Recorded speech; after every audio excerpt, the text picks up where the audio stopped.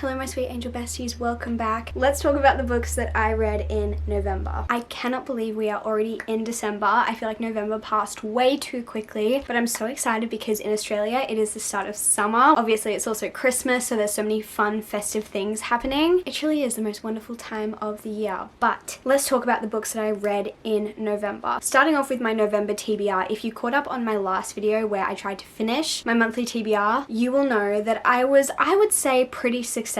I read 5 out of the 6 books on my TBR, and the one that I didn't finish, I actually DNF'd. So I would say I completed last month's TBR, because DNFing a book is still completing a book in my eyes because it's off the TBR card. The one DNF that I had was Enchanted to Meet You. It wasn't awful, but it just kind of frustrated me a bit and I just wasn't having a good time, so I decided to just DNF it and move on. But thankfully I did read some really fun books in November. I think I'm gonna go roughly in the order that I read the books. So the first book that I finished in November was The Fiance Dilemma by Elena Armas. This is set in the same world as The Long Game, and I guess it's like an interconnected standalone series. I probably would recommend reading The Long Game before reading this one because they do reference it a lot, and the characters in The Long Game are definitely significant in this book. But also you don't technically have to. Like, I don't think you would have a bad reading experience or you wouldn't understand what's happening in this book if you didn't pick up The Long Game. However, I would also recommend picking up that one because I do think that one was my favorite out of the two. I still enjoyed this one, but I just really enjoyed The Long Game, and I didn't enjoy this one as much. I gave this one 3 stars, so definitely not a bad book. I still enjoyed it, but I just don't think I'm gonna think about it ever again. Obviously I read this at the beginning of the month and I already just haven't thought about it since. But this one is kind of like a engagement of convenience or marriage of convenience kind of situation. The female main character basically like forces the male main character to be her fake fiance, and they're basically strangers when that happens. So it is a fun story. I honestly did enjoy it. I do recommend it if it sounds interesting to you, but yeah, it just wasn't like a huge favorite of mine. Then I picked up Between Us by Vari McFarlane. I hope I've pronounced that correctly. And this was actually really interesting. I picked this up when I was in the States from Barnes & Noble because I know Haley Pham loves this author, and if one of my besties is recommending something, I want to read it. I feel like Haley recommends a lot of books by this author, but I decided to pick up this one in particular because the plot, I guess, or the synopsis just sounded the most interesting to me. Basic synopsis of this one is that there is a woman and she has been in this really long-term relationship with her boyfriend, and he is like a screenplay writer, and she is away on this holiday with a group of her friends, and they sit down to watch this TV show that her boyfriend has written. And as they're watching this TV show, she realizes that a lot of the things that are happening in the show are things that have either happened to her or someone very close to her, and she comes to realize that her boyfriend has taken things that she has told him in secret and in private, thinking that it will go nowhere, obviously as you tell your partner just like everything, and he has then taken those secrets and put them on TV. And his argument is that no one will know whose secrets they are or who they're referencing, and if someone wants to think it's about them, that's an assumption they can make, but that doesn't mean that he technically did that, if that makes sense. And her argument is, well, you shouldn't be taking secrets that I tell you in private and putting them on a TV show. And the other thing that's really fishy about this is that there is a character that is very similar to her boyfriend in the show, and that character is cheating on the character that is very similar to our female main character in this book. And she's like, if all of these other things in the TV show are true, are you actually cheating on me in real life as well? So she decides to do a little bit of investigating, and it follows a lot of other things that are happening in our main character's life and also in their friends' lives as well. I also found this in the romance section, so I was assuming that it was a romance book, and while it does have a romance in it, I would not call this a romance book. I would call it like a women's fiction book or a general fiction book with a romance subplot, because the actual romance doesn't come in till at least the second half of the book. Like, I was fully convinced that there was not going to be a romance in this book, and then it hit maybe like what, the 60% mark or something like that, and I was like, oh, we're getting a romance. Like, where did this come from? So I would go into this not expecting like a huge romance plot, but I did just find the whole story and how it was written really interesting, and I thought it was really well done. I do think it shouldn't be marketed as a romance book, and I don't know if that was like the bookstore's fault for putting it in the wrong section or if the author is trying to market it as a romance book. I think I would have enjoyed it more if I'd gone in with the expectation that it was going to be a women's fiction book. So I think that may have hindered my experience a little bit, but I still really enjoyed it and I gave it 4 stars. So I would recommend this, and it has enticed me to pick up some other books by this author. Then I picked up Lost and Lassoed by Lila Sage. This is the 3rd book in the Rebel Blue Ranch series, and I just think this series is so much fun. One. It is a small town romance series with really good found family and just like really fun characters. I think if you like the Chestnut Spring series, you would probably love this. It gives a very similar vibe, sometimes a little bit too similar, but it is just a really fun, quick series. All of the books are super short, but I feel like they're still good. Like, I'm always shocked at how good they are for how short they are, because sometimes when books are too short, I feel like I don't really get attached, or they don't have enough depth, or the plot isn't really good. But I feel like the plot and the depth and the characters are always fantastic in these books, and I've enjoyed every single one of them. But I genuinely feel like the books get better as the series progresses. So the first book is my least favorite in the series, but it was still good. Second book I enjoyed a little bit more. This book I think is my favorite so far out of the series, and they kind of hinted at what the fourth book is going to be about and who it's going to focus on and some of the tropes that might be included, and I cannot wait because I think I'm going to love it. But this book centers around Teddy and Gus, and a lot of people have been waiting for this story because it was very heavily hinted at in book one, so a lot of people were really excited for this one to come out, and I feel like it did not disappoint. Gus is very grumpy and standoffish, and Teddy is really bubbly and fun. She is very stylish, she loves fashion, she loves art, I guess, and Gus helps run the ranch that his family owns, and he also is a single dad to a little boy, and somehow Teddy ends up becoming kind of like a nanny for Gus and his son, and as I'm sure you can assume, romance ensues, and it is just such a fun time. So I definitely recommend all of the books in this series. Also a perfect palette cleanser between fantasy books. Then I picked up Taming 7 by Chloe Walsh. I am so excited to have finally finished this and read this and be up to date with the Boys of Tommen series, but I am equally so sad to be up to date with the Boys of Tommen series because now I don't have any more books to read. Like, I always kind of just had this one sitting there waiting for me. Whenever I felt like continuing this series, I knew I could pick up Taming 7, and now that I'm done with it, I just don't have that option anymore, and it makes me so sad because, like, what are the characters doing? What are they up to? Are they okay? Like, I need to check on them. I love them so much and I'm so attached to them, and I need to know what's going to happen, and I don't know when I'm going to find out. So finishing this was very bittersweet, but I am so glad that I finally got to read about Gibbsy and Claire's story. But if you don't know what the Boys of Tommen series is about, it is set in Ireland in 2005, I think, and we basically just follow a big group of friends as they journey through life, I guess. We follow them in high school specifically, and a huge part of the series is watching them just like fall in love, but it is so much more than that. It is so much more than just romance. A lot of these characters unfortunately have a lot of trauma, a lot of baggage, a lot of awful things have happened to this group of friends, and within each book that you read, you really get to dive into the backstories of each one of these characters and really just find out who they are and how they became the person that they are, and you also watch them just like wrestle through and struggle through so many different issues and just things in their lives, and it's really heartbreaking but also really heartwarming. It's so special watching a group of characters who all just have so much hurt and brokenness and watch them just find so much healing and so much love within their friendships with each other, and it is just like the epitome of found family, really. So if you just want a book or a series that will tear your heart apart and then put it back together again, sometimes maybe not put it back together again, read this series. The books are long, but please don't be intimidated by the length of them because they feel so much quicker than what they actually are. And I know that's so annoying to hear because I used to hear people say, oh my gosh, read Binding and Keeping 13. They don't feel as long as they are, and I was like, they are so long. Like, I'm not picking up a 600-page romance book. And then I picked it up and I loved it and I'm obsessed, and I would read thousands more pages if I could. Like I said, this one follows Claire and Gibbsy, and Gibbsy is like the class clown, but he actually has a lot going on in his mind, and he just has like a huge wall up. He like doesn't let anyone in, and you find out a lot about his backstory in this. And Claire is just the epitome of sunshine, and she is so sweet and so kind, and I adore her. Although I loved being back in this world and I love these characters and I love the found family in these books, this probably was my least favorite out of the series, but I did still thoroughly enjoy it. I gave it 4.25 stars, which is still a fantastic rating, but most of the other books in this series I've rated like 4.5 or 5 stars, so obviously it didn't quite live up to the other ones, but still great. Then I read The Obsession. This is a YA thriller, and it is a stalker thriller, which is very different for me. I don't really read a lot of thrillers in general, let alone a stalker thriller. thriller, but because it's YA, I feel like it's a little bit less intense than like what an adult stalker thriller might be. But this one just follows a teenage boy as he becomes obsessed with a new girl that comes to his school, and he just kind of like attaches himself to her, at least in his mind, and he is just obsessed with her. And it is a dual POV, which is actually really interesting because you can see how he justifies things in his mind, but also you can see what is happening from the girl's point of view and how she's kind of seeing the situations from a totally different perspective. And it's just, yeah, it's really interesting. It's really quick. It's like 300 pages. I think if you want just like a quick bingeable read, I would recommend it. I gave it 3 stars. It wasn't like a favorite of mine, but it was good. Then I read The Match by Sarah Adams. This was really cute. This is about a woman who works at a service dog company, and she also has her own service dog because she has seizures, and it is her job to help pair other people with certain needs with the right service dog for them, which is just so cool. And she meets this dad and his daughter, and this guy's daughter also has seizures, so they're kind of working together to find the right dog for her. And obviously that's kind of like a forced proximity situation. Our main girl Evie and this dad start off completely on the wrong foot, and they just do not like each other from the beginning, which I feel like it made sense why they didn't like each other in the beginning, and you can kind of see where both parties are coming from with the situation that unfolded at the beginning of this book. But it was just really sweet watching them kind of move past that grumpiness and become friends, and then obviously fall in love. It was just really cute. You can just tell how obsessed the couple is with each other, which I really liked. I gave this one 3.5 because it definitely started off very slow for me. Like, I didn't love it right from the get-go. It took me a long time to kind of feel a bit more attached to the characters and to the story, and I also just didn't love the third act conflict. So although it had some really sweet moments, some really cute moments, and overall I really liked it, it just definitely wasn't a top favorite for me, but I am glad I read it and I would recommend it. Moving on to Spark of the Everflame. This was so good. This is probably one of my favorite reads from the month. I don't even know what to say about this book. It just made me feel really excited to be reading, and a book that makes me feel excited to be reading is everything a reader could want. I feel like sometimes you will read a book and it reminds you just like why you love reading so much, and this is one of the books that made me feel like that because it was just fun. I was interested the entire time. I was attached to the characters. I so deeply want to know what's going to happen next. Like, I was interested from start to finish. I gave it 4.25 because it is just like the first book in a series. I'm not like so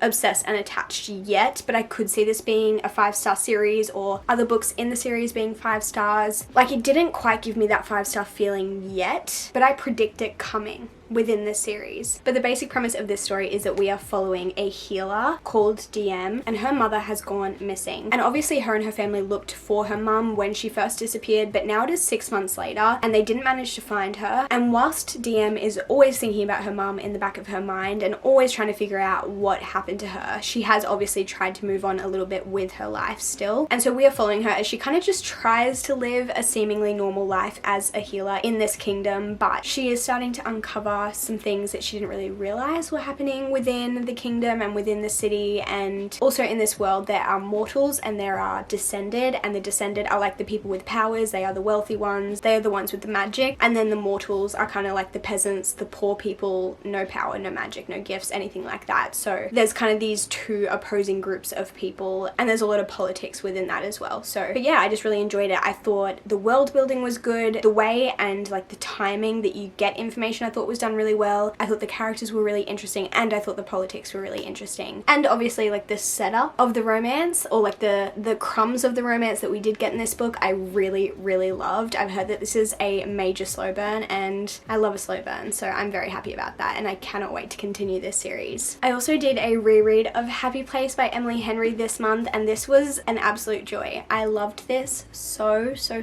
much. This reread just confirmed that this is definitely one of my favorite books of all time. If for some reason you haven't read Happy Place yet, I would say don't go in expecting a cutesy little rom-com. I would say it's more of like a general fiction mixed with romance. We are following Wynne and Harriet, who recently went through a breakup, but they are hiding their breakup from their group of best friends to do like one final group trip all together because they just don't really want to ruin anyone's fun. So they attend this trip pretending to still be in love, pretending to still be a couple. So obviously you get to see that, but you also get flashbacks flashbacks to when they were younger and when they met, when they fell in love, and you see how happy they were, and you kind of see this like contrast between the two different timelines, and yeah, you just see them navigate life through that. I wouldn't say it's a super happy book despite the name. I do think it has a few happy moments, but it is quite sad, I would say, because there's a lot of other things happening within the book apart from the love story between Harriet and Wyn. Each character really has a lot going on. Not only Harriet and Wyn, but all of the friends within the friend group are all kind of just dealing with different things. Like obviously they're just growing up, and although they all love each other so much, their lives are just moving in such different directions. So it explores so many different topics and so many different things that you deal with in your life, I guess, and as you get older and as your friendships and relationships change. And it's just a really fascinating like case study, I would say, on friendship and relationships and just life as well. I don't know, I have a lot of feelings and thoughts about this book, and I've said this a million times, but I could just discuss this book for hours on end because I just have so many thoughts, but I won't bore you with that. I would just say, if you haven't read this book, please read it. It is one of the best books ever written in my opinion. I just adore it so much, and I will keep recommending it forever and ever. I also continued my read of the Madoran Chronicles this month. I read 2 books in the series, so I read the second book and the third book. So the second book is Raylia and the third book is Dracora, and these were so much fun. I rated Raylia 4.25 stars, which is the same rating that I gave to the first book in the series, and then I gave Dracora 4.5 stars because this was so good. Fantastic. Like literally, I wish I could talk more about this without ruining it, but I obviously cannot do that. But if you haven't heard me talk about the Madoran Chronicles, it is a YA fantasy series, and in the first book you meet Alex, who is our main character, as she arrives at Akane, which is a magical school for gifted children. I would describe it as a similar setup to Harry Potter in the sense of, you know, like each kid has magic, but they all have different powers and they all have different gifts, but they have to go to all of these classes, and it's like a boarding school, kind of similar to Hogwarts. So I would describe it as a similar vibe to Hogwarts. At least that's how I imagine it in my brain. Obviously the story itself is very different from Harry Potter, but in terms of like the vibe and the atmosphere and the setting, I imagine Hogwarts. At least that's my opinion. But I feel like looking back now at the beginning of the series and then like looking at what I've just finished in the third book, so much has happened and so much has changed, and our characters have grown and developed so much since the beginning, and I truly feel like the series is getting better and better. I cannot wait to pick up the fourth book and see what's going to happen, because I feel like the third book specifically was crazy. Like there was so much that happened, and it was such like a pivotal book in the series in my opinion, and like you got so much understanding of different characters and like historical things that happened in this world. I wish I could talk to you more about it, but obviously I can't do that.